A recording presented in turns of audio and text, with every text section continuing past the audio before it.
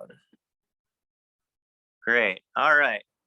So we're going to be diving into the question of Prozbul. And Prozbul is this rabbinic innovation that helps to balance the ideal of the Shemitah system with the real demands and the real conditions that life provides. Namely, the Torah actually already anticipates this as a problem. The first few weeks of the class, we were looking at the ideal system described by the Torah of what Shemitah means. That after every 7 years, relationships of exploitation and objectification are abolished. The relationships of hierarchy become equal, right? You don't use the land anymore, you become one with the land. You set your slaves free at the Jubilee. And similarly, the relationship of borrower and lender, of creditor and debtor, also become equalized. How? After every 7 years, the debts are all abolished. Now, but the Torah already anticipates that there might be a problem here. So let's look at that. Let's look at that anticipation. It says at the end of every 7 years, this is how Shemitah works. All debts held against your fellow are abolished or are remitted. Shamot, right? It's where the word Shemitah comes from.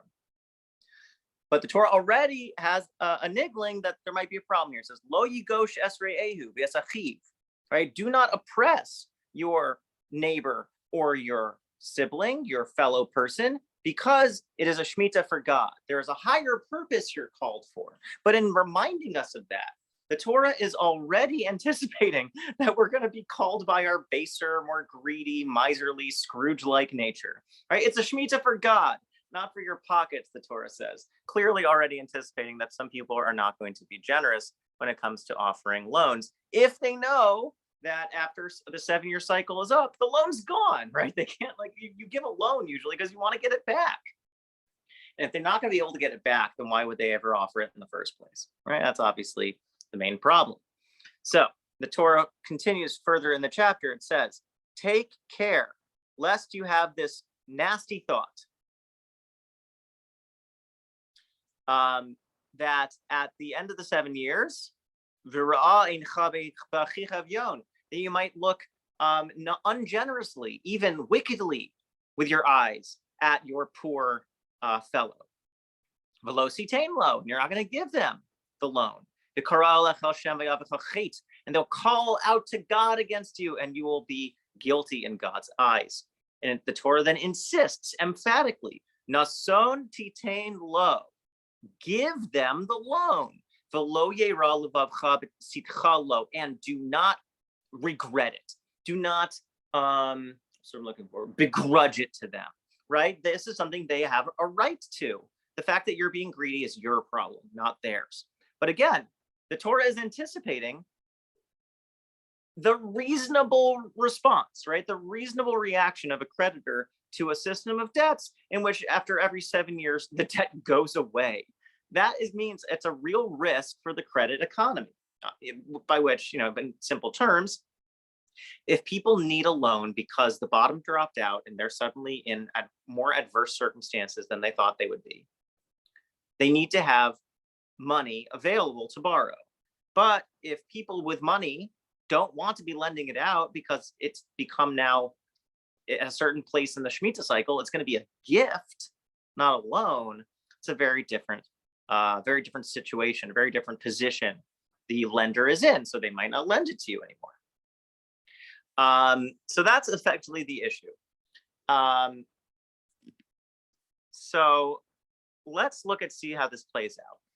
So we're looking at a text from the Mishnah in which it says, it gives us examples of times that the rabbis have had to intervene in the normal working of halakha to ensure that certain social facts or certain social goals remain. So it says, Ein almana nifras minichsei nesomim ela bishvua. It says that a widow does not inherit from the property of the orphans except by a vow.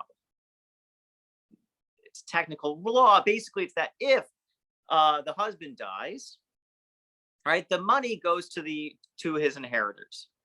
And the almana, though, has rights to her ketubah to make sure that she's taken care of, but she's only able to get what she needs if that money is held by the inheritors, if they make her take a vow to make sure that it's not that she's double dipping, right? That she didn't already get a gift from her widow, from her husband before he died.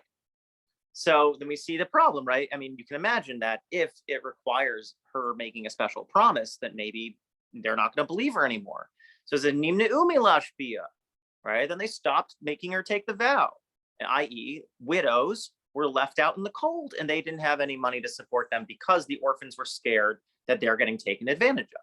Again, no one's right, no one's wrong here, right? Everyone has a right to feel insecure, right? The widow is insecure because her husband's dead and he was the channel of her support, and the inheritors are insecure because they just inherited money. Maybe they don't have a livelihood yet, and suddenly that money's going to get taken away. Okay, so they stopped making her take the vow, i.e., the widows were left out in the cold. Hiskin Rabban Gamliel Hazaken, Rabban Gamliel the elder, enacted. Shetahei no deris layisomim kol mashi yirtzu begova ksubasa.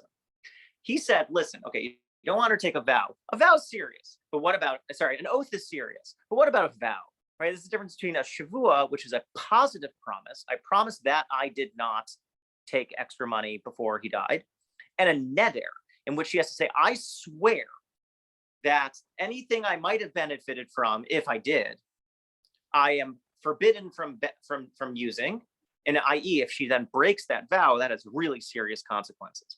So Rabban Gamliel basically puts the keys in the inheritor's hands, saying, you get to make her promise whatever you want. You could really hold her feet to the fire, as long as the end result is v'govak subasa, that she's able to get the money that she needs to live. So just make sure we get what this dynamic entailed. It's dialectic. How would you sum up what Rabban Gamliel's motivation was?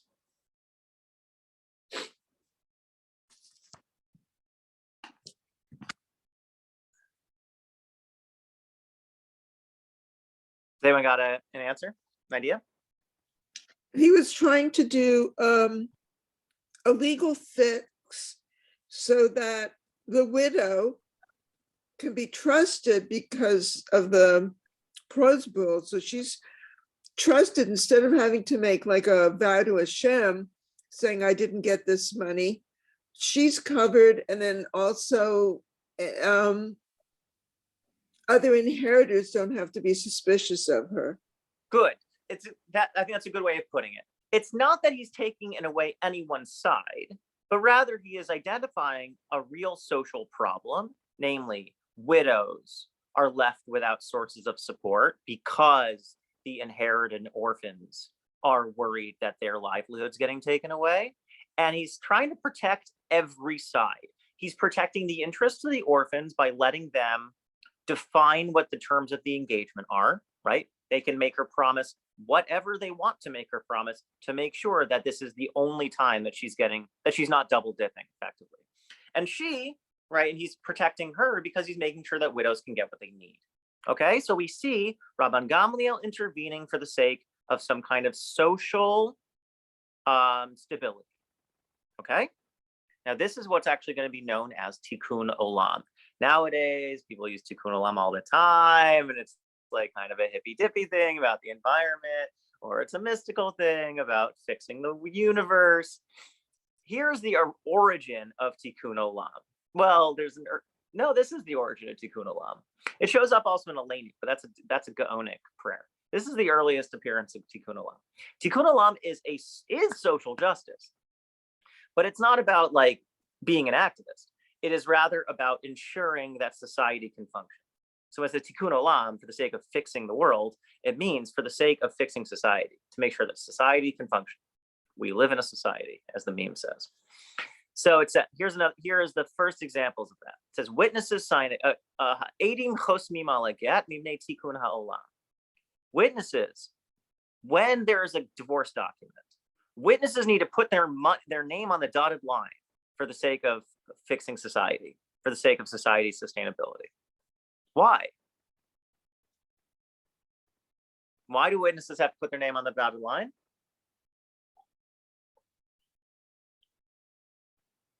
Right? Divorce documents very, very delicate thing because it has to do, if you are the wife and you're infidelitas, then that can have really serious consequences. So to make sure that we need to make sure the divorce went through.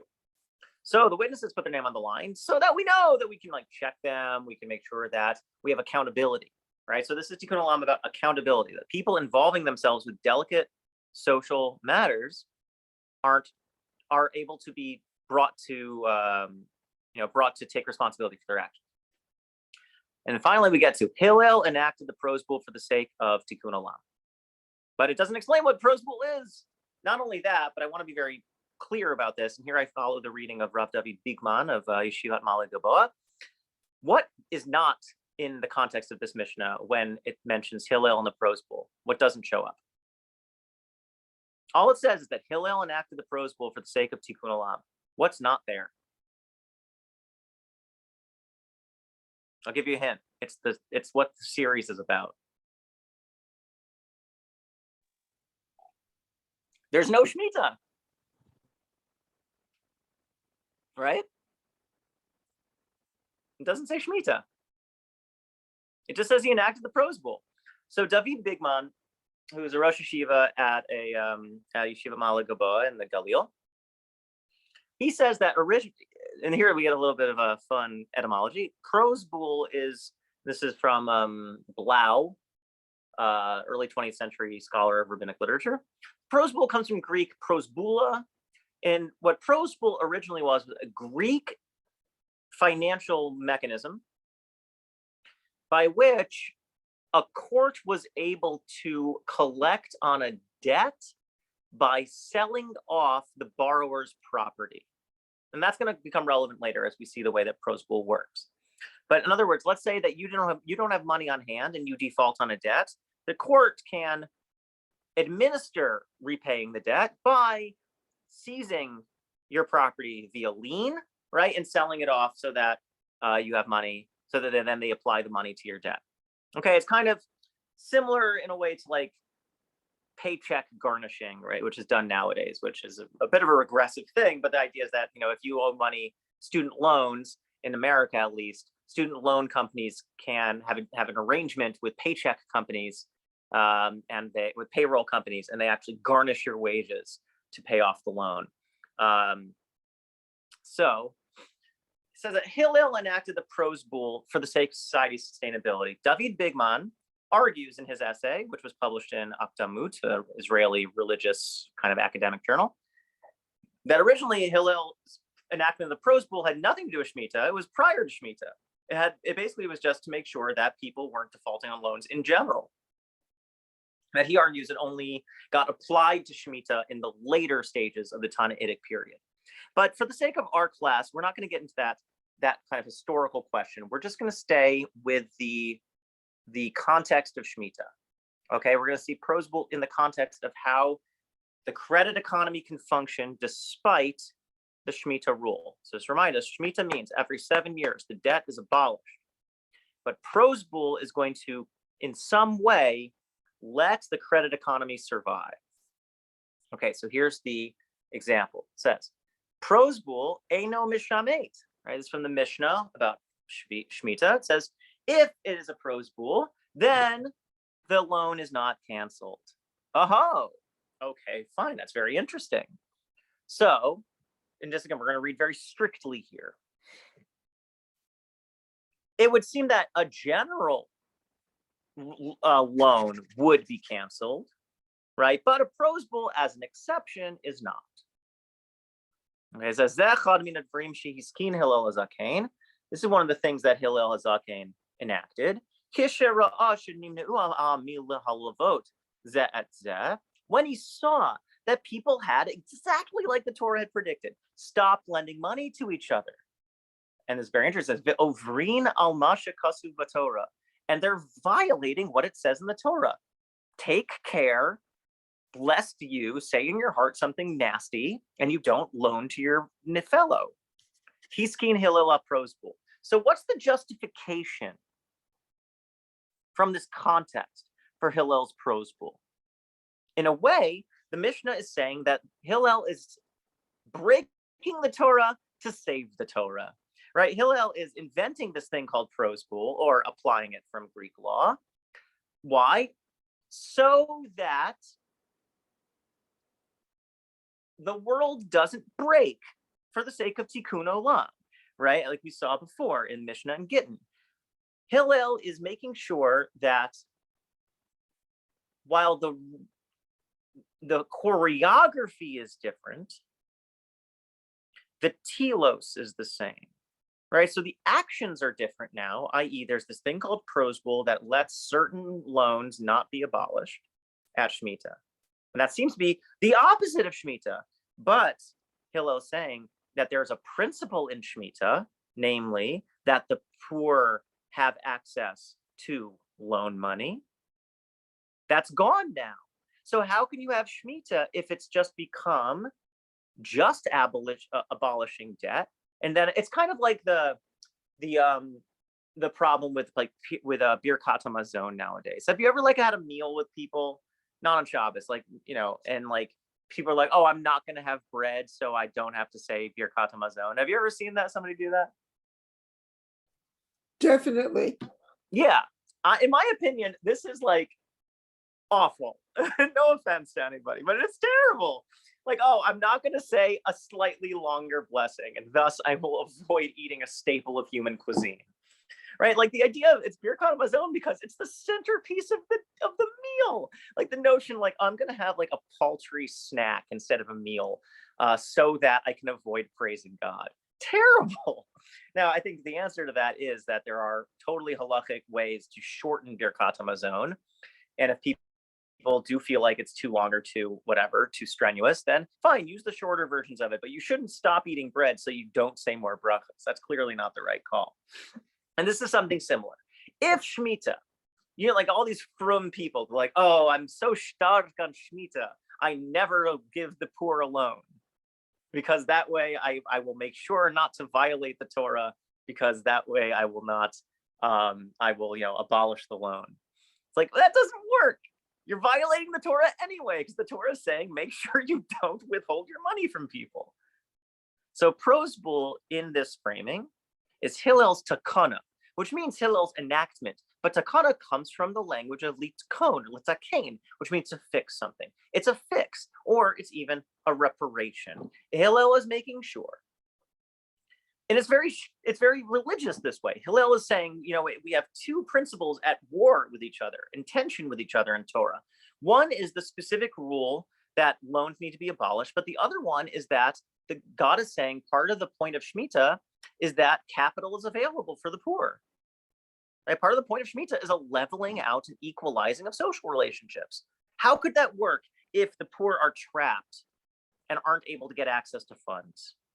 It just becomes another part of the regime of oppression and exploitation, not what it's supposed to fix.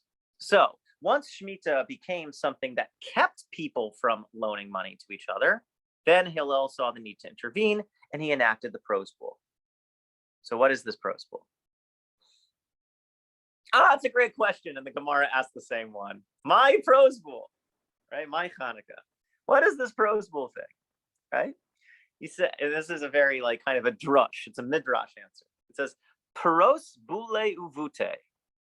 Rav Chisda says it's an ordinance of the bule and bute. What are the bule? Bule are the rich, and bute are the poor. And then it gives an example. It says, V'tani Rav Yosef.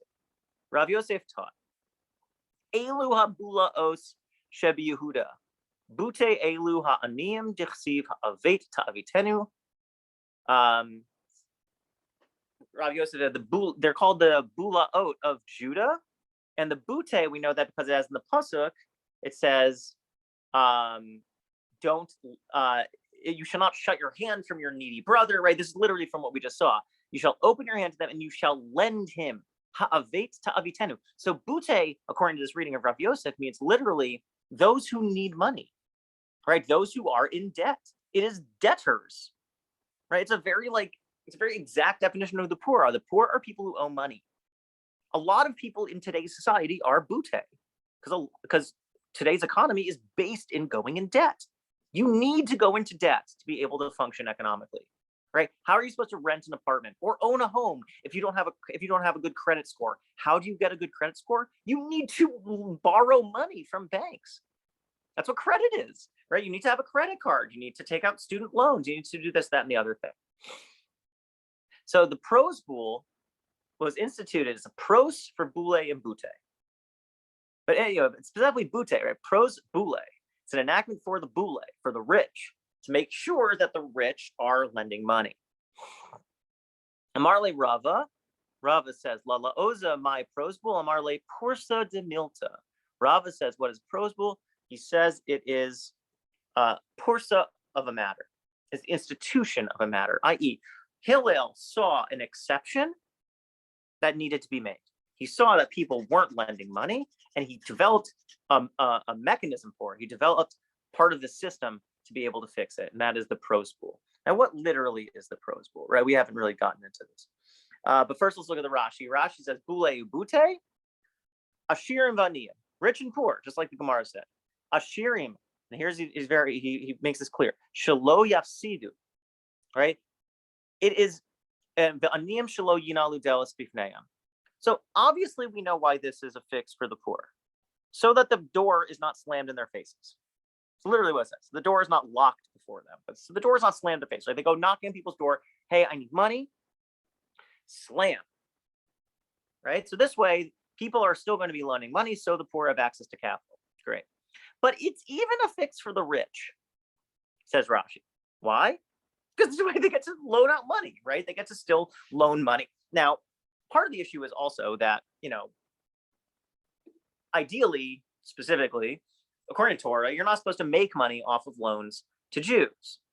All right, that's called rebis. So then how are they making money? It might not be that they're making money. It might rather be that they might be losing out morally. They might be losing out in terms of the kind of religious credit of sorts that's supposed to be coming their way, like we talked about a few weeks ago. Right? That the rich shouldn't be absenting themselves from this either. Okay. So what is the Shemitah? What is the Prozbul? So let's look at the Sifrei. Sifrei is the Tanaitic midrash on Devarim. Okay, it's the Tanaitic exegesis, right? Explanation of the text in Devarim. It says, and what you have with your brother, your hand shall release, right? I.e., you have to, remit the debt at the Shemitah year, and not one who hands over the bills shtar chov to the Beit Din. Okay, so Devarim already says that even before the Prozbul is enacted, right, we already have an exception. What's the exception? If your fellow, right, comes out to you and takes out a loan from you, but then after establishing the loan, you then hand over the shtar chov, right, the loan document, to the court to manage, then you don't have to remit the debt anymore. Why?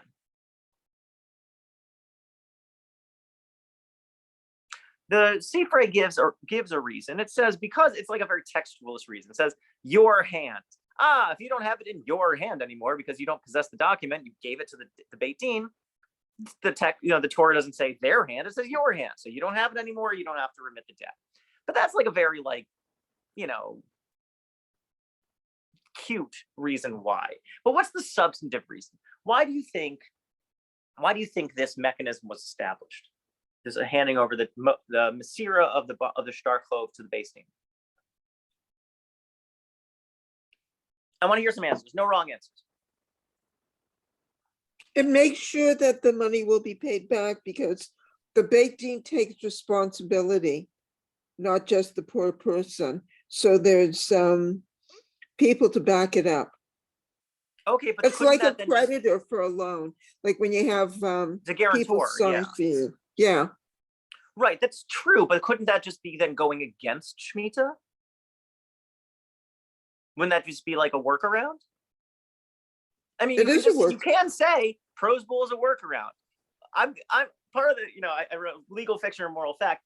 My argument in this class is that it's not some just like workaround legal fiction. There's something real happening here. It's not just, this isn't abolishing Shemitah. This is trying to perpetuate Shemitah in non-ideal circumstances. This way, the loans would still be taking place close to Shemitah if people needed money. Otherwise, there would probably be a lot of refusals of loans. Okay, so in a way, this is like the proto-Prozbul, that this way it gives a way for creditors to be able to lend out money and get their money back, and this way the poor have access to it. So effectively, you're saying this is Prozbul, right? Yes. Is there any difference between what you're saying and Prozbul? I'm not challenging, I'm just trying to sharpen. Not sure. Okay, from what you're describing, Ellen, there's no difference, there's no nafkamina, as it were, between Prozbul and what you just described, handing the document over to the court so that money is available for people at the later stage of the Shemitah cycle. You have good people to rely on. Rashi agrees with you. Rashi's on your side. Like, I'm just trying to sharpen what's the position you're on. You're saying basically this is Prozbul. Great, that totally makes sense. Lauren's saying that this is a way to make sure that the debt is paid back, but then we're missing why this is something that's allowed in Shemitah, because isn't Shemitah supposed to make sure that debts aren't paid back? So I want to push Lauren on that, right? So who's the one collecting the debt? If you hand so over in the this document case, to it's the the court. Beit Din and Good. not the lender. Good. So let's go back to the arrangement of So Shemitah. then that makes it different. It does, right? You've now mediated this. And that, okay, so I think that was like the kernel in what you were saying. And this is actually something in line with one of my teachers from my time in yeshiva, and we're actually going to get to his thoughts later on in the source sheet. But Rav Elishan Shalovitz, he argues that Shemitah is trying to make sure that we don't have inequitable relations between the creditor and the debtor, right? That the borrower is like the lender is pressing the borrower for the money. But if you give it to the court, then that mediation means that even though the borrower still needs to pay back the money, it's being done by an instrument of the state, not by some person, right, who's holding this over you. So it's still maintaining the equitable social relations, even while the borrower still does need to pay back the loan, but it's mediated through the court. The court means it's taken it out of your hands, just like the Midrash says, and put it in the hands of a neutral body, the Beis Din. And to what Ellen was saying, right? It's for this reason then that Hillel instituted the Prozbul. So that's effectively what the Prozbul is, right? The Prozbul is a document you write out in which you basically outline what this deal is, and I'm handing this over to the court to collect debt on my behalf. And then you make sure, and you hand and you have that in hand. So here's the text of the Prozbul. I'll read in Hebrew first. Mosereni ani lachem ploni uploni hadayanim shemakom ploni kol chov sheyesh li she'agabenu kol zman she'eratzeh. It says, I transfer to you, John Doe, the judges, in this specific place, right, place X, every debt owing to me, that I may collect it whenever I wish. And the judges are the witnesses signed below. Okay? So that's like it's a very simple document. It says I'm allowing the judges, I'm charging the judges with the ability and the responsibility, with these details, to collect the debts that are owed to me. And I can collect it from the courts whenever I want.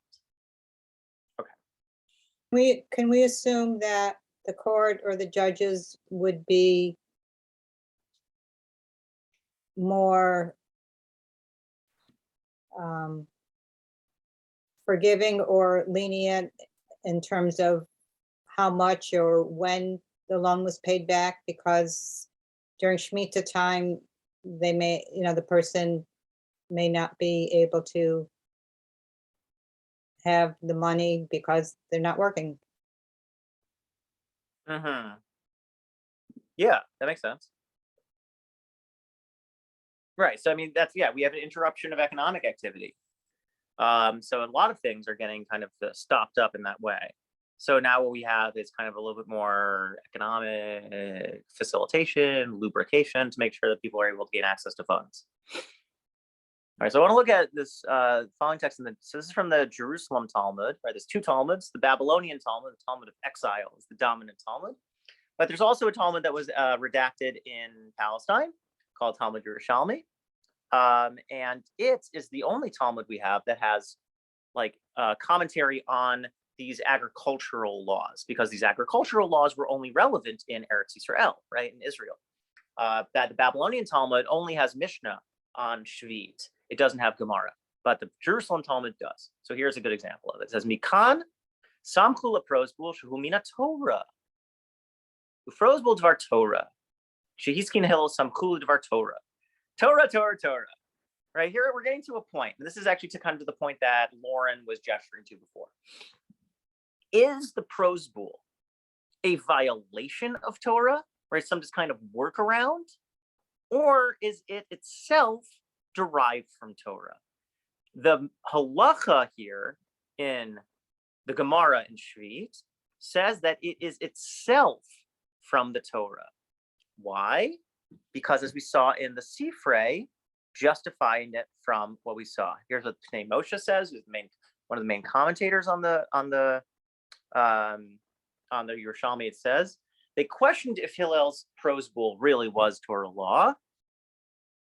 They answered that when Hillel enacted it, he relied on Torah law, specifically the verse Deuteronomy 15:3, like we saw before. That just as the Torah excluded the remittance of debt if the shtar chov, the chit, had been transmitted to the court, so too, once the Prozbul was established, with the chit prima facie handed over to the court, that the debt would not be remitted. Okay? So just some, to put it in a little bit simpler terms, it said that the Prozbul seems like it is kind of undoing Shemitah, because suddenly now these debts are allowed to be collected. It seems to be going against the point of Shemitah. Shemitah says that these debts are canceled, right? But the Prozbul allows these debts to be collected. But Pnei Moshe is saying, no, Hillel is actually extending the principle of Shemitah to create the Prozbul. Why? Because he's relying on this verse. If someone makes a loan on a pledge, Shmuel says, even on a needle, what you have on your brother you shall release. That excludes your brother's property in your hand. What you have on your brother you shall release, which excludes one who hands over his documents to the court. Okay? So this is related to what we just saw before. If you hand over your documents to the court, then it follows this principle of Torah, namely that only what you actually have in your possession do you have rights to collect. But if you have charged someone else, i.e. the court, with the responsibility of collecting the debt, then that is an extension of, and even perhaps a component of the function of Shemitah. Okay. This is we're going to get into the Bavli, the Babylonian Talmud. And we're going to look at this very interesting point. Now, I think my internet is back. I'm going to try to sign back onto my computer. Sorry, one sec. Beautiful. Okay.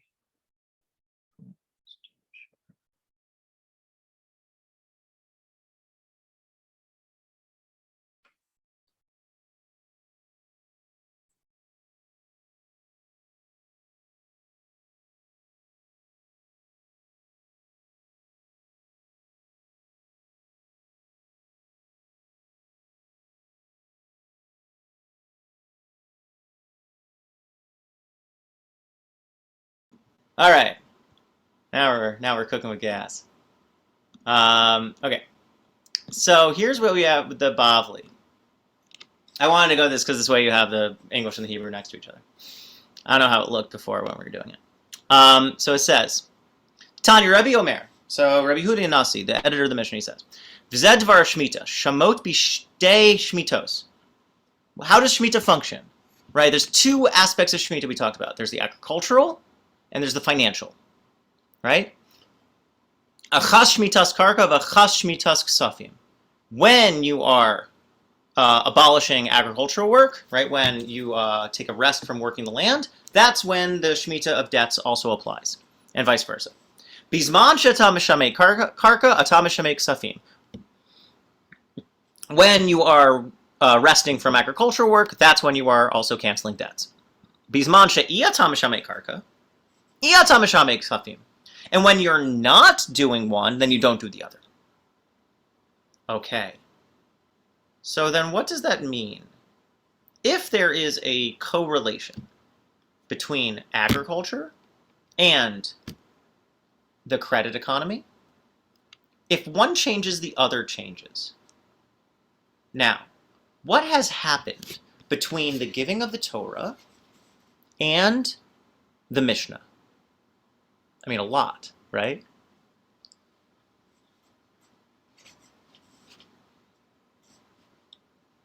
Right, what happened,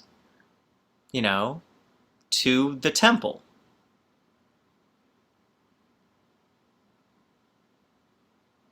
Right, the Mishnah was edited in 200 CE. The Babylonian exile was 586 BCE. The Roman exile and destruction of the Second Temple was 70 CE. So what's the rabbinic relationship to the land versus the biblical relationship to the land?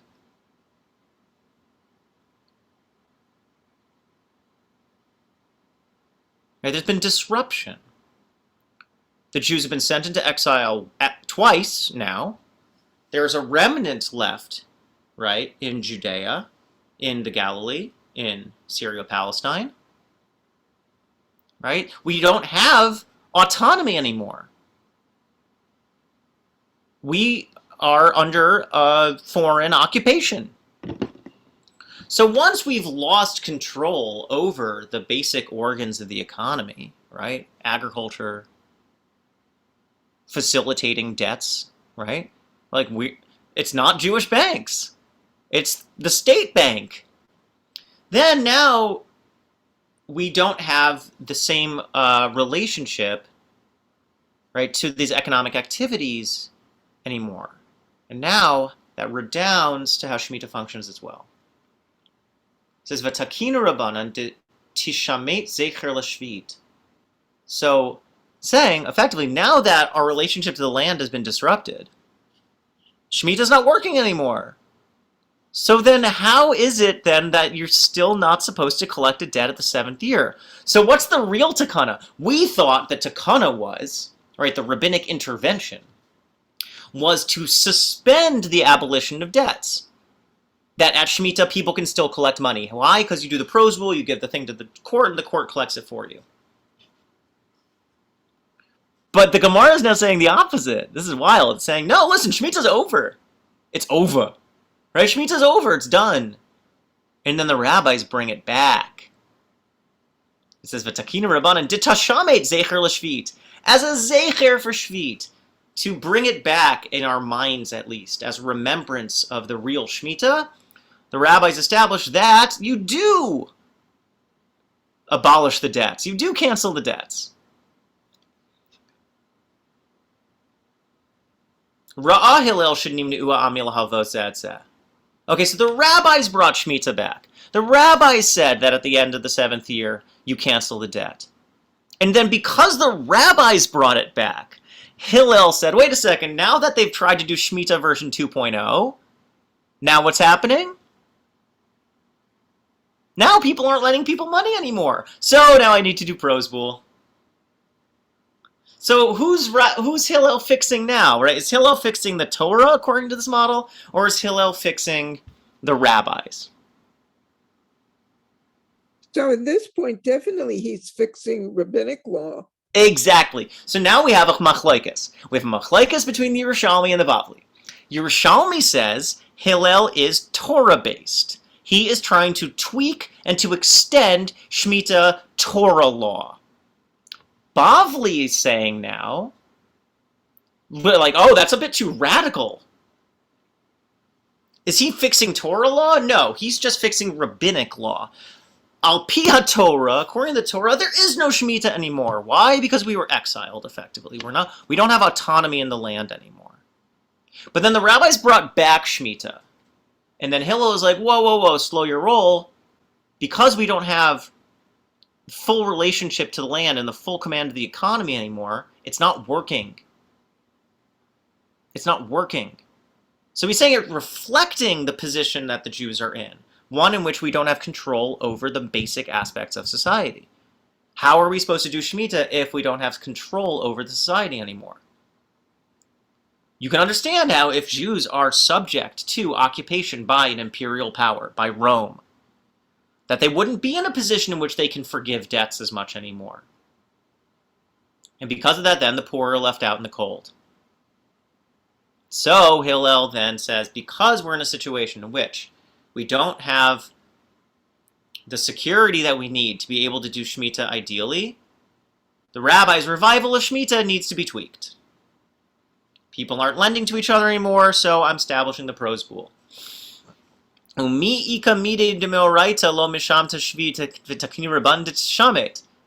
Wait a second. Are you saying, is this anything like you're saying that Torah law, the Shemitah doesn't cancel a debt? But then the Chazal, right, the rabbi said, no, actually it should cancel the debt. Is that what you're saying? That is what it's saying. And Abaye says back, Shev al tasehu. Rava says it's hefker beisin hefker. He says Abaye is saying that it's not, what's wild, right, is, okay, so it's effectively saying, if the Torah is saying there's no more Shemitah, and then the rabbis are saying, Shemitah's back, baby. Is that fair?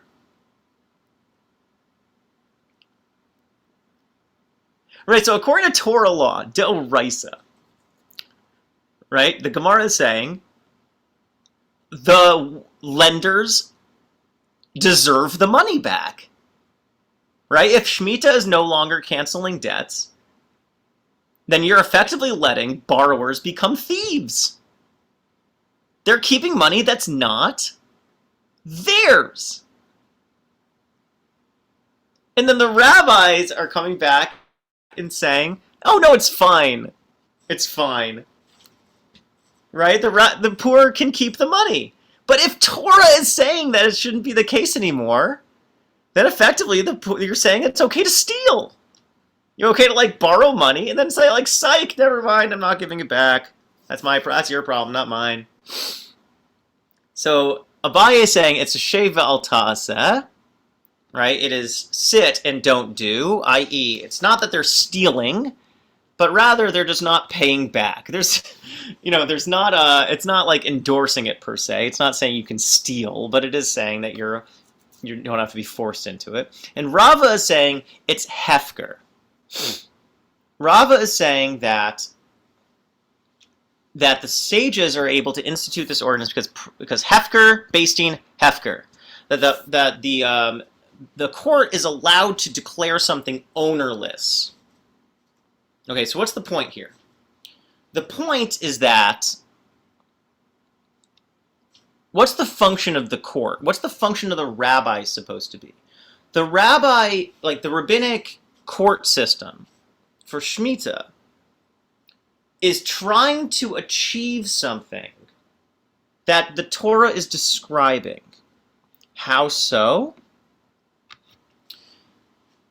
That when the rabbis revived Shemitah, the point of it was to try to achieve the society that Torah described. Right? One in which the poor have access to money that they need. They were worried in a way that the canceling of Shemitah because of exile meant that people aren't going to lend money anymore. That people aren't going to give access to money to the poor. So they made sure then that the poor are able to keep the money that they need. How? Because the court is able to intervene in ownership relations. The court is able to take over the ownership. That's what the Prozbul establishes. The Prozbul establishes that money, in a sense, is not and has never been about possession. Money is about circulation. that the court is making sure that money is moving, getting to where it needs to go.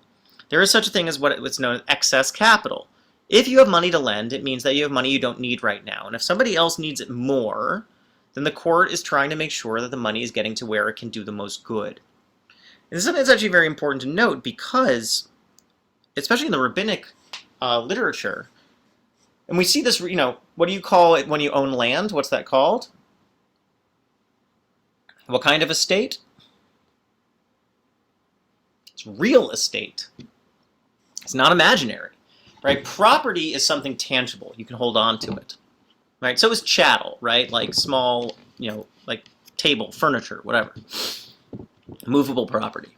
But money is not property. Money indicates that you have access to capital, which is symbolic. So the court has a lot of latitude when it comes to how money functions. And that's the way that the Prozbul is working. That money is always about exchange, and it's really about relations. So by putting the Prozbul, the shtar chov, in the possession of the court, it's letting the court then function the way it's supposed to facilitate relationships, to make sure people have what they need to function. Okay, I want to look at the Ran here. The Ran is commenting. What's the difference? Right, this is what I was getting at before with Ellen's comment. Right, Ellen was on Rashi's side. There's no difference between what the Mishnah was saying about handing over the document to the court and Prozbul. It's making sure that people have a way to keep loans being offered, even though the Shemitah is, it's almost there. So then what's the difference between that and Prozbul? Rashi says there is no difference. It's basically just saying the same thing, but this Hillel has kind of made it more widespread. The Ran says that there's something unique going on here, and I want to get into it because I think it's actually getting at the function, the point, the purpose. So the Ran, Rabbeinu Nisim of Gerona, is commenting. His commentary is on the Gemara, but it's found printed next to the Rif, which itself is a kind of a halachic summary of the Talmud that you find at the back of many of the thicker volumes, the boys in the back, as they're called. So it says, Kevan Demino Raisa Misir Shtar Sagi. Right, so it seems like, according to the Torah law, we already had, right, we saw the Midrash. We don't need the Prozbul. It's already there. It says you have to pay back, the loan in your hands. If you've handed over the loan to the court, the Torah already said you don't need to pay it back, that the court can collect it for you. You don't have to cancel it. So why do we need the Prozbul? It's already there, right? That was Ellen's point. Lama hu tzarach l'sakin Prozbul. No, why did Hillel have to do anything at all? It's already there. It says, Mipnei she'ein hakol rotzin limsor shtarosein. Because not everybody wants to hand over the document to the court. Now here, he might be disagreeing a little bit with how that functions. He might be disagreeing with the Pnei Moshe before.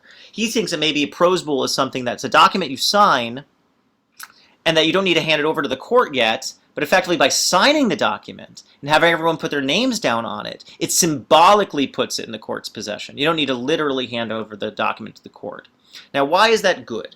It's good because he's saying it's making sure that people were still lending money, because even with the hand over the document to the court fix, people were still hesitant, because to give up that loan to the court means that, it might be something political that goes down, maybe the judges, lose it or something, who knows, but you might still feel insecure about it. So the Prozbul makes it even easier to make sure that your loan can be facilitated without actually just needing to go and go down to the court, wait in line, take a number, do the whole bureaucratic rigmarole. This way it makes it a lot more streamlined. He says, because sometimes you're just not able to, you're busy, whatever it is. So Prozbul doesn't just become a thing that you can do. It becomes the prima facie, right? The first step in what it means to normally offer a loan. Okay, so that's what's added here. That's extra than maybe what we saw before. Prozbul is easier because you don't necessarily need to go and hand it over to the court with all of that, all the bureaucratic red tape, and also because it makes it part of the loan-making process, not just an extra step.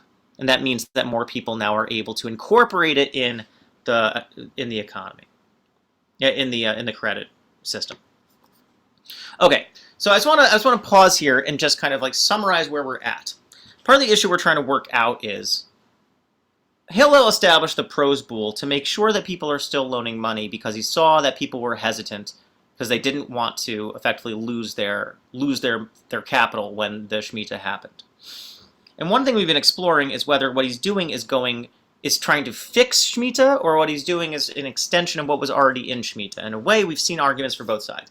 It's an extension of Shemitah because either is the technical reason, because you're only supposed to cancel what you actually have possession of, so if you give it over to the court, then it doesn't apply to you anymore. Or it's because we see the pasuk about how you're not supposed to withhold money from the poor, and if Shemitah is causing you to do that, then something's broken. That's an extension of Shemitah. Or it's a fix of Shemitah, as we saw, in which Hillel is going against what we saw about the rabbis, right? Going against the rabbinic revival of Shemitah and saying, in a sense, it's not appropriate anymore because we don't have the relationship to the land we used to. We don't have the relationship to the economy, full control or command of the economy anymore. And because of that, maybe it makes sense that people are too insecure to be just letting loans go because we don't have the command of the economy we used to. All right, so now I want to look at, it's a little bit more technical problem, but a control on Shemitah. So we're going to look at the Tosefta, which is an alternative Tannaitic collection, like the Mishnah. But it's not the Mishnah. It's non-canonical. You see a lot of overlap, but it's a little bit different. The Gemara will often draw on these alternative traditions, and they're at the same time as the Mishnah, around there, but it's not as authoritative as the Mishnah. All right, so let's look at this. So the Tosefta says, "Lelove karka, ulamalve ein karka, kaisvim alav Prozbul." If the borrower has real estate, right? They own a house, they own land, whatever. But the loaner, right, the creditor, doesn't own real estate. All that they have is just in stocks or whatever, right? They're a renter, but all of their money is tied up in investments. They're not liquid. Kaisvim alav Prozbul. You can write a Prozbul. If the lender has property, but the debtor does not, then you don't write a Prozbul. So if you were just to summarize, break it down, simple terms. What do you need for the Prozbul to function? Who needs to have land in their possession?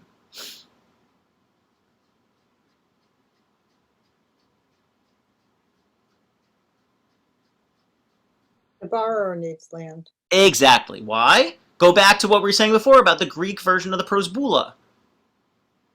How does the court make sure that the lender gets the money back? They sell off your land, right? They garnish your wages, right? They sell off parcels of your land until the lender gets their money back. So, in other words, what is a Prozbul in the version of the Tosefta?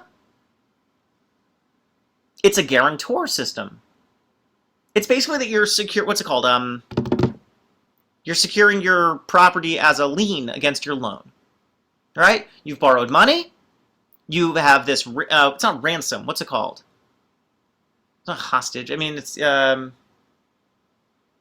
security of sorts. I forget. There's a term for it. I'm forgetting. It's like hostage or something. But you have this property as your fail-safe, effectively. If you don't have the money to pay them back, the court can seize your land and use that to pay back the lender. So if you don't have land anymore, then they won't do a Prozbul for you. But if the point of the Prozbul is to make sure that money is circulating to the poor, didn't we just then write out all of the poor, like the poor who don't have land?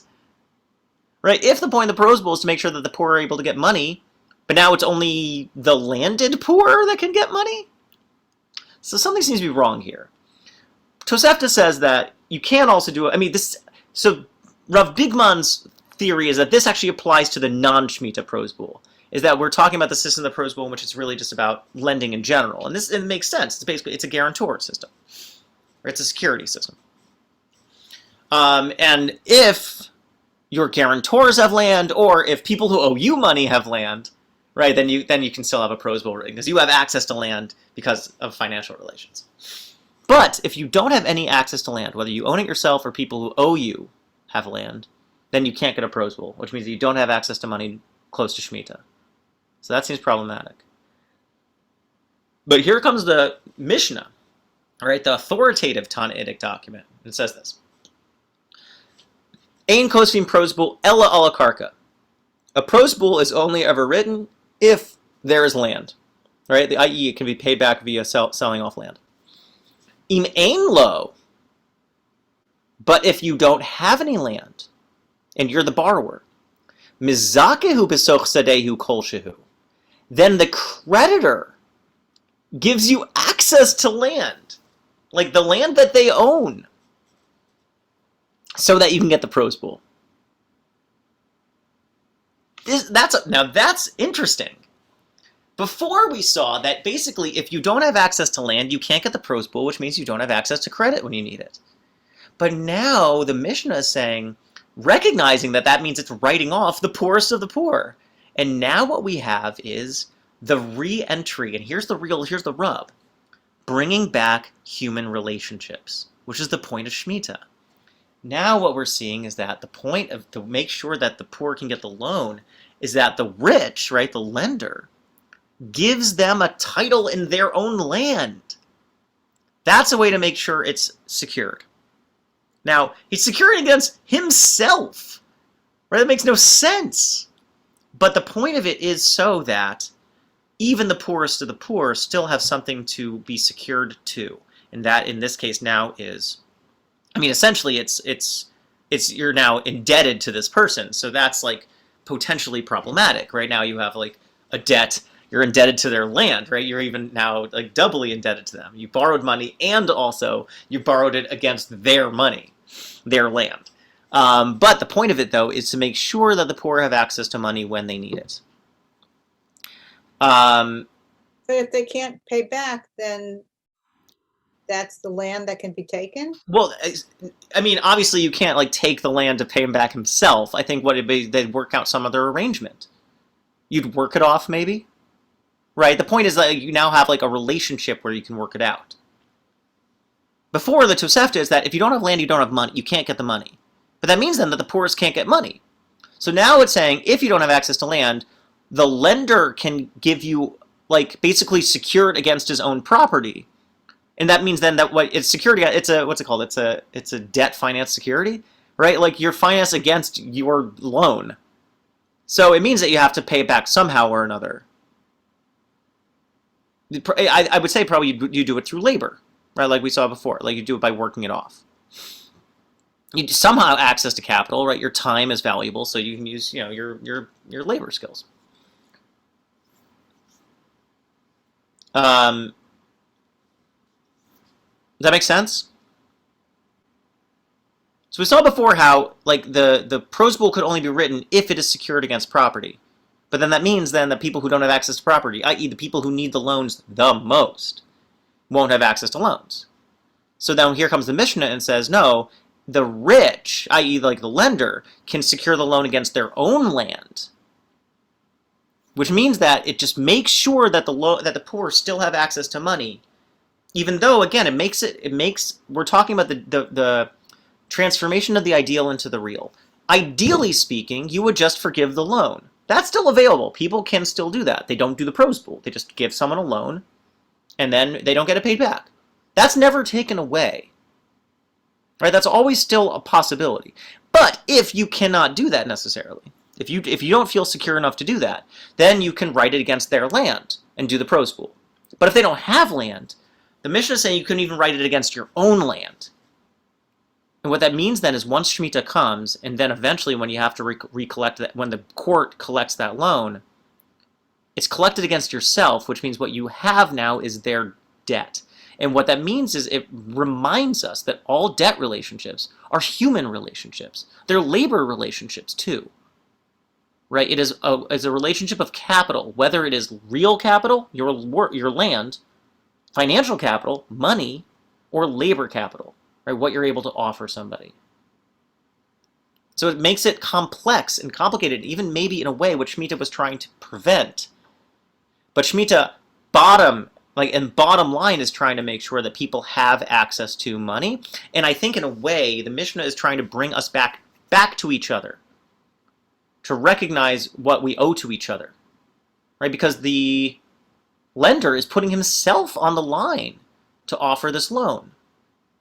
And that brings the lender and the borrower, into this connection again, into this relationship. Thoughts? It's technical stuff. I mean, like, this is, it's real estate law. But I'm trying to, like, kind of dig through the details, try to get to the point. Right? The point here is that we just saw the way in which Prozbul is used. Like, the fix for it ends up becoming the problem, right? The fix for it was that it's secured against somebody's property. But then it forgot that what if you don't have property, right? Those are the people who need the money the most. And then the Mishnah comes around and says, no, those people, what's really based in is the relationship between the creditor and the debtor. The creditor is able to write it against his own property. In other words, give himself up to the debtor in that way. And the debtor gives himself up to the lender by basically by entering a debtee relationship to them.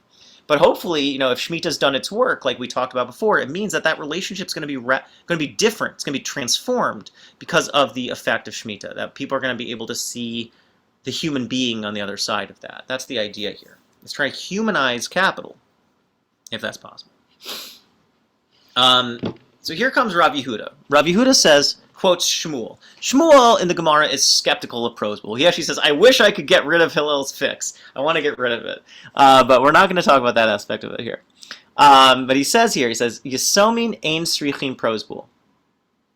Okay, so above we just saw that if somebody wanted to take a loan, then they need to do the Prozbul, which means that what they need is property, or what they need is to be granted a title in the lender's property.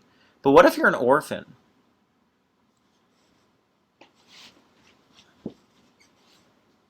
If you're an orphan, you might not have access to these things.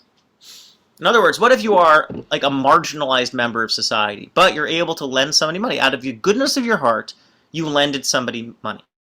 Shmuel says, a Prozbul isn't even needed. Shemitah doesn't apply to you. Because the Yisomim need the money. Right? Shemitah is supposed to make sure that people who need money get it. And if the people lending the money also need the money, then again, Shemitah is broken if we think it's supposed to punish the generous for their generosity. Does this make does that come across? It makes it a little bit more of a complex calculus. The normal Shemitah, the baseline Shemitah, is that somebody with access to money lends the money, and then once Shemitah comes around, they don't get paid back. You know what? They had too much money anyway, and they didn't really lose that much. And whoever needed the money got it. But if you're an orphan, and you're lending somebody the money, it would be a very impoverished society that let you take the fall for that, and instead didn't try to protect you. All orphan-backed loans are secured by the state, is effectively what he's saying, right? Every orphan is secured by the state. They don't need special insurance. They don't need special Prozbul. They are protected because they deserve extra protection. So Shemitah, it means, in Shmuel's reading of it, Shmuel is like skeptical of Prozbul, but he agrees with Hillel that Shemitah needs to function in a way in which its real goal is being achieved. Namely, those who need the money the most get it. Whether that's permanently because the loan is forgiven, or temporarily through Prozbul, which allows loans to function even if people would be hesitant. Or in this case, if somebody really put themselves on the line, that they would that their repayment would be secured, that they wouldn't have to jump through hoops or go through extraordinary measures to make sure that they got their money back. What's the definition of an orphan in terms of like age range? Great question. We're talking about, I think in this case, like not somebody who's just like an adult whose parents are dead. We're talking about somebody who has I think, doesn't have a livelihood of their own, and their main sustenance is coming from their inheritance. So that makes sense, right? So like if you are lending money out because you are an incredibly nice person, out of the money that you inherited from your dead parents, the notion that that money, like think how like emotionally charged that is too, right, wouldn't get paid back to you, that's exploitative.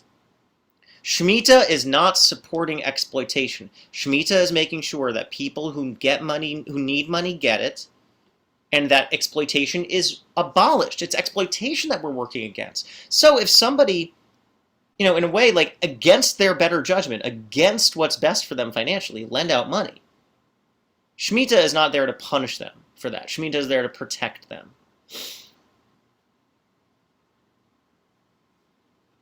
Why? Because that says Rabban Gamliel Vestino Avian Shel Yasomi, because they don't need to do the Prozbul. Why? Because society takes care of them. It's a beautiful point. Who's their father now? Who's their mother? The rabbis. Every single rabbi in Beis Din, like the Rabban Gamliel, who's the Nasi, he's the president of the rabbis. Justin Trudeau is the father of every orphan, right? That's what it's saying. Rabban Gamliel and his parliament is the parent of every orphan.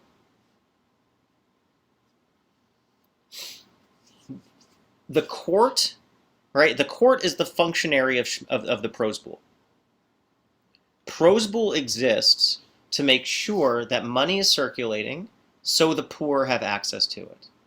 If it is the orphan, i.e. the poor, right, who are giving the money, Prozbul, i.e. the court, is making sure that the poor are being taken care of, whether they're on the debting side, right, the borrowing side, or even on the lending side.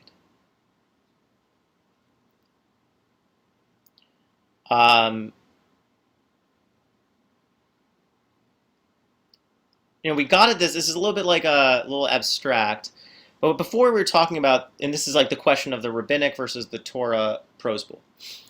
This is the Kesef Mishnah, who is the Yosef Karo, or the Shulchan Aruch. It's a commentary on the Mishnah Torah. He's commenting on Rambam's principle that a Beit Din can only correct a ruling of a previous Beit Din if it's greater than the previous Beit Din in number and in scope. And it gets into all these questions about rules affected by the rabbis. But here's what he says about the Prozbul. He's saying, is the Prozbul a way to protect the Torah, or is it a way to fix the Torah? One way of looking at it is that the Prozbul is a fix of the Torah. Is a protection of the Torah. And that's how we saw it described in the Sifrei, right? It's to make sure that people are not violating the principle of withholding money from the poor, which is explicitly what the Torah tells us not to do. Okay? But the Kesef Mishnah has a very interesting tweak on it. He says, but that's not enough to explain, because he's saying it's not that they're violating anything. They're just, like we said before, it's sheiv al ta'aseh. It's just that they're not doing what they're supposed to be doing. That's not enough to intervene and to really strongly reform a basic Torah rule of Shemitah. That's not enough to empower or justify fixing Shemitah. So what's really going on here? He says, rather, the real reason for Prozbul was not to protect the Torah, but rather an enacted policy to protect the poor. So he's saying it's not like some religious, technical, textual point in which Hillel is making sure that nobody is like breaking Torah. But rather, it's to make sure that the goal of Torah is being established and secured, which is to protect the poor. It's not about the technicalities of Torah.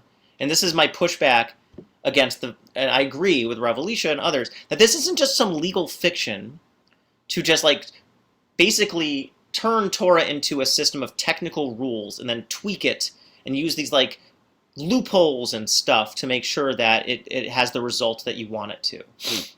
Because if that's the case, Torah becomes meaningless. Rather, says the Kesef Mishnah, Yosef Karo, the Mechaber, he says, It's about actually making sure that the purpose of Torah is being fulfilled. And what's the purpose of Torah with Shemitah? To protect the poor, so that the door is not shut in their faces, like we saw in Rashi, when they are not in need. And even for those with funds, so they don't lose out, right? So they still have the opportunity to make the loans. And now it makes sense, he says, why Rav Chisda said that's a Prozbul, because it's a rule, pros, bute, for the rich, not to violate the Torah's principle. Or for the bule, rather, for the rich. But from our explanation, right, what we saw above, which I kind of summarized, it's also an enactment for the poor, not as a protection of the Torah, right? We're not worried about protecting the Torah. The Torah is here to protect the poor. So what seemed like Prozbul is trotted out, especially in the modern Orthodox world. It's a subtitle on the Facebook event. It's a quote from Blue Greenberg, right? A great, powerful leader in the modern Orthodox community, who said, where there's a rabbinic will, there's a rabbinic way. And she's referring to the ways in which roles for women can be deepened and expanded in traditional Judaism. And that really the only reason these things haven't been done is because there hasn't been sufficient leadership. And that she's been a spur, right, a grit to try to push people to make better decisions. But that makes things kind of arbitrary. It's just about whether you decide to or not. What's motivating your will? What's motivating our momentum? Here it's a values-based thing, and the value is already in Torah. The value is already in Shemitah. The program of Shemitah only works if the result of it is to protect the poor. Otherwise, there's no point to Shemitah. There's no point. It's not just some it's a mitzvah you do with, that we don't know the meaning of it. We know the meaning of it. It's to protect the poor. It's to equalize social relationships. It's to bring peace. It says it in the Torah, right? Judaism today turns everything into these technical rules, and we forget that the Torah is trying to teach us things and train us. Torah of Shemitah is trying to ensure that the poor are taken care of. And if the poor stop being taken care of, then something is broken. And that's why Hillel swooped in to establish the Prozbul, to make sure that the poor were still at the forefront of our mind, that money, capital, loans were circulating, and that those who needed money the most had access to it. That's the point. And if that's not working, something's broken. So it's not just some legal fiction, but rather it is actually, in a way, a reapplication of Shemitah, so that its result is still functional. From Rav Elisha's essay, which I highly recommend, I can share with you if you want me to send it to you, he writes this near the end. He says, to generalize, he says the tentative thesis, is that the Tanaim may very well not have viewed religious law as a formalistic, deductive legal system that requires intentional misreads of authoritative texts or the introduction of legal fictions in order to allow for change. Rav Elisha is a genuine genius. Let's make it a little more accessible. He's saying it is not right to see the Tanaitic approach of Torah, to see it as just a set of technical rules that they use their little tricks, right, and intentionally misread things against the intention in order to get the result that they want.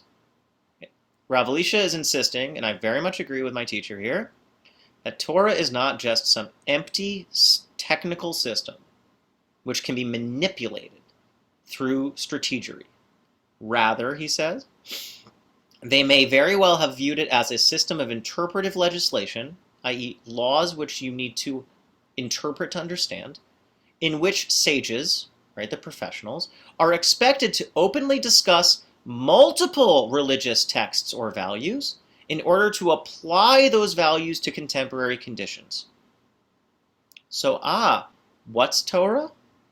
Torah is not some just meaningless technical arbitrary system, but rather Torah is a complex, divine, manifold system with many things inside of it which might not always jibe at the same time.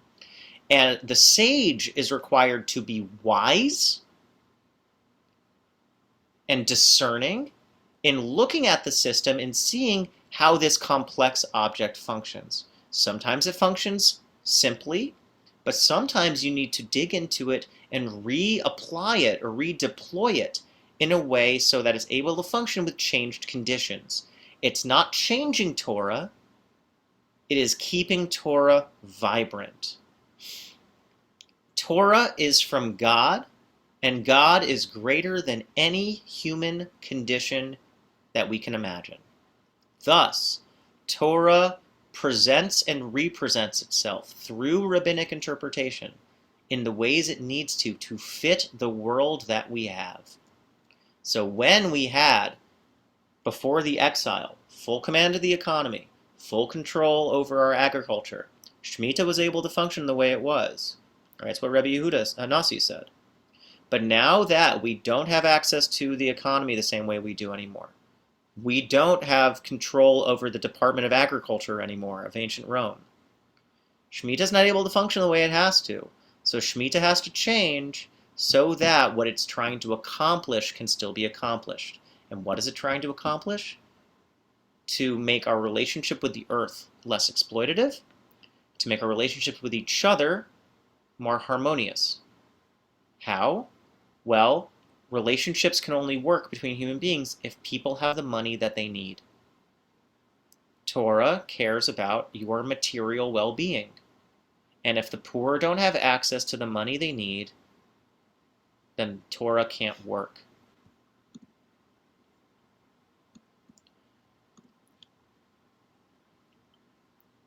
This is a theory not just of Shemitah, of Prozbul, but it's a theory of Torah.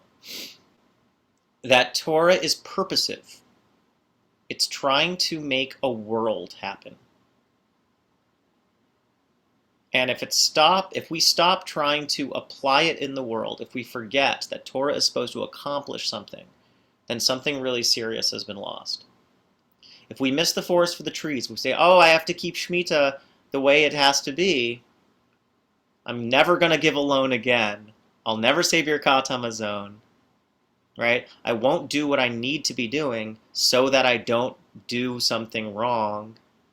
But that way, what are the costs? The poor don't have money anymore. So the real goal of Shemitah, which is to make sure the poor have access to what they need, whether it's through taking the food from the fields when everything is hefker, or by abolishing the loans, that's not working anymore. So instead, we need to keep the loans moving so that the funds are flowing. Because the real point of Shemitah, and what Prozbul is trying to do, is to achieve Shemitah's goal, which is to ensure human social harmony. Tikkun Olam. They may have understood that law cannot be deductive, i.e. just technical, because law is an evaluation of reality in the direction of justice. He's quoting an academic there, but that's what he's saying Torah is too. Torah is looking at the real world, not just our ideal fantasy, but the world as it actually is, and then making sure that the system we have is able to achieve the most just results. I want to end with this Mishnah, this Gemara from Makos, in which it already sees the way in which people thought they could get around. And I think it proves that Prozbul was never some legal fix, some legal fiction, some loophole. Because it says, if somebody says to another, I am lending you money, but only on the Tanai, on the condition that Shemitah doesn't work, it doesn't work. You can't use your legal trickery to get out of Shemitah. So how could it be then that the Prozbul does that? If the Prozbul keeps the loan going, it cannot be that it is breaking Shemitah. It can only be as a way to achieve the ultimate goal of Shemitah. As it says in the end, and this is Shmuel, who remember was skeptical of Prozbul, perhaps for exactly this reason. He says, if somebody says that I'm going to do something, but with the condition that it breaks Torah, That condition cannot work. The only conditions that we can use, the only fixes, the only takkanas, enactments, interventions, innovations that we can use when it comes to Torah are not ever ones that break Torah or weaken Torah or fracture Torah or cancel Torah. Prozbul exists as a Torah innovation, not as the fixing of Torah, but as the extension of Torah into the world. A way to reapply Torah so that it achieves what God needs us to achieve in the world as we have it.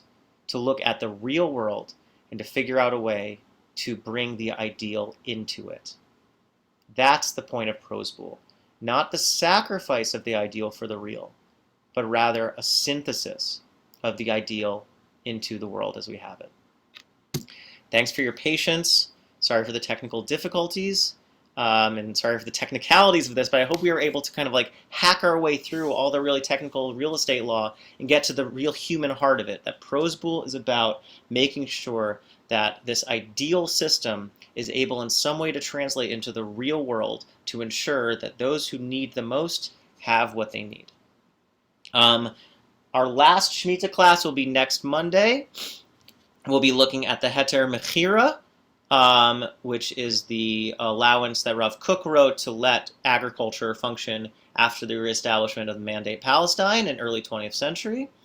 Another example of the way in which it's like kind of the classic Shemitah of not working the land seems to be canceled in some way, or again, is it a redeployment or reapplication in the real world? So we'll look at that next Monday, 7:30.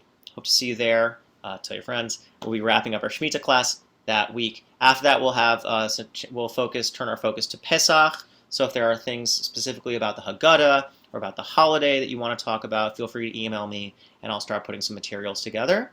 We can hopefully do like a Haggadah sit down and just like a Haggadah chat too, like we did last year. So just bring your thoughts. Feel free to shoot me a message and tell your friends. And then we'll have a special Parsha chat or Chodesh chat, Matzah chat this Thursday at 7. Renee will be leading us in a very special session about the spirituality of Matzah and the importance and significance of time. So I hope you can join us then. And thanks so much for joining. Hope you all have a great week. Shavua Tov. Thank you, Josh. Nice to see everyone. Bye.